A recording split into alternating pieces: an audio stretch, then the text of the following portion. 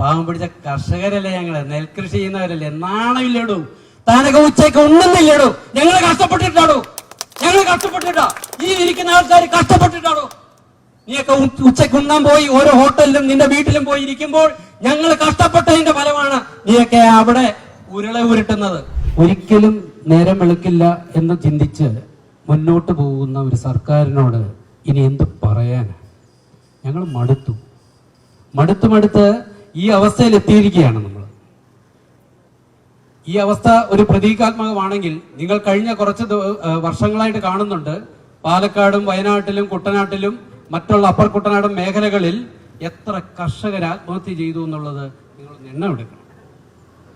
അത് അവരുടെ കുടുംബ പ്രശ്നം കൊണ്ടൊന്നുമല്ല, സാമ്പത്തിക പരാധീനത കൊണ്ട് നെൽകൃഷി ചെയ്ത് അതിന്റെ പൈസ കിട്ടാതെ ബാങ്ക് തോറും കയറിയിറങ്ങി. ഇപ്പൊ ഞങ്ങളുടെയൊക്കെ അവകാശങ്ങളിൽ ഏറ്റവും കൂടുതൽ ഇപ്പം വന്നുകൊണ്ടിരിക്കുന്നത് എന്താണെന്നറിയോ? പാസ്ബുക്കുകളുടെ എണ്ണം.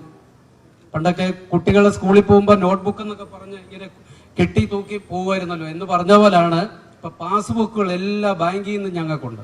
കാരണം ഓരോ വർഷം പറയും മറ്റേ ബാങ്കിലോട്ട് പോകും, അവിടുന്നാണ് ഈ പ്രാവശ്യത്തെ സപ്ലൈ.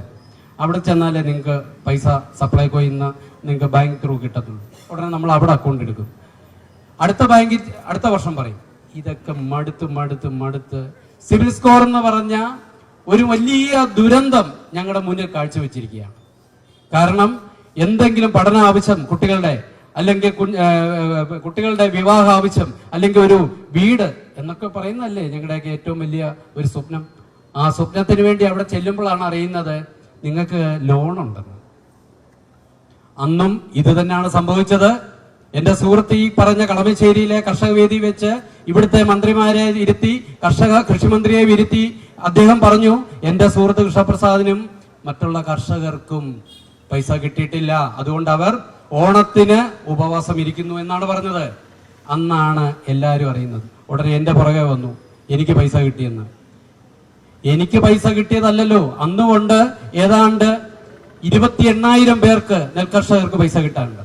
ഈ സമയത്തുണ്ട് 245 കോടി രൂപ ഈ ദിവസം ഇന്ന് വരെ ഇപ്പൊ കൊടുക്കാനുണ്ട്. ഇപ്പോൾ ഈ വർഷത്തെ ഇദ്ദേഹം പറഞ്ഞതുപോലെ പാലക്കാട് കൊയ്ത്ത് കഴിഞ്ഞത്, അതിനൊരു തീരുമാനമില്ല. എറണാകുളത്ത് കൊയ്ത്ത് കഴിഞ്ഞു, നെല്ലെടുക്കാൻ ആളില്ല.